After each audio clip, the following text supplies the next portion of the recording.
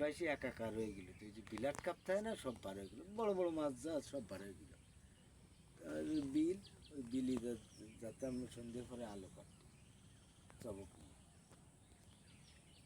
মনে কর এই পানিতে আমরা আলো ধরতেছি, ধরতে ধরতে ধরতে ধরতে গেটা পানিতে দেখ মানে আলির কুল আছে বিলাট কাপ এর ঠিক এনতে অত করে গেলাম 9 কেজি হইল বিলাট কাপ। এরকম লেয়া আছে যে দুই কিনারে যে রোদ্রে যে ফুলে তাই না এরা নাড়াচ্ছে আলির সাথে একদম লাগে, মানে দাবড় খায় উপরে উঠে গেছে। আর আমি কি তুই তাহলে ওই দেখিয়ে আমার মন কিন্তু চুমকেও উঠেছে। কি এত কালো নাও, দেখ যে চবক ছিল এতখানি সর লম্বা চবকের, 8টা কালি ছিল।